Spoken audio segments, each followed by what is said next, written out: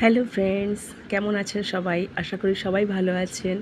আমি সকাল সকাল ঠাকুরকে পুজো দিয়ে এই যে খেতে দিয়ে দিলাম। আজকে আমাদের হয়েছিল শুক্তো, বেগুন ভাজা আর ভাত, আম এগুলো হয়েছিল। আর পরের দিন ছিল একাদশী। একাদশী যদিও আমি মানি না, কিন্তু ঠাকুরকে পুজো দিতে তো কোনো আপত্তি নেই, তাই ঠাকুরকে একটু সাজিয়ে গুছিয়ে পুজোই না হয় দিয়ে দিলাম। আর এমনিতে আমাদের ভাইয়ের বউ একাদশী করে একটু। যাই হোক, এরপরে ঠাকুরকে রাতের বেলায় দুপুরবেলায় এটা দিয়ে দিলাম খেতে, গাঁঠি আলুর তরকারি। আর এখানে হয়েছিল ফুলকপি আলুর তরকারি এগুলো হয়েছিল। সন্ধেবেলায় আমি আমার স্টুডেন্টরা মিসে সব একটু মুড়ি চানাচুর খেয়ে নিলাম। মুড়ি চানাচুরটা আমার অতি প্রিয় একটা জলখাবার। তারপর মাছ তালের পিঠে বানিয়েছিল।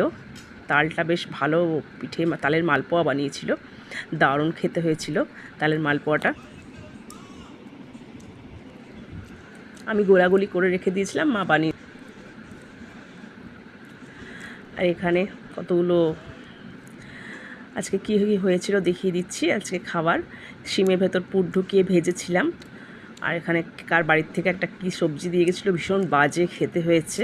আমরা যখন কাউকে কিছু দিই তখন ভালোই দিই, কিন্তু যারা আমাদের দেয় তারা এত বাজে জিনিস দেয় যে মানে মুখে তোলাও যায় না সেগুলো।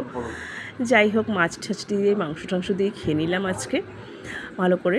আমার মা কখনও কাউকে খারাপ কোনো জিনিস দেয় না। আমরা যেটা নিজেরা খেতে না পারি সেটা অন্য কাউকে দিই না, কিন্তু আমাদের ক্ষেত্রে আমরা দেখি যে যখন আমাদের কেউ কিছু দেন তো সেটা ভীষণই বাজে জিনিস, মানে হয়তো খেতে না পারছেন না সেটাই দিয়ে যাচ্ছেন।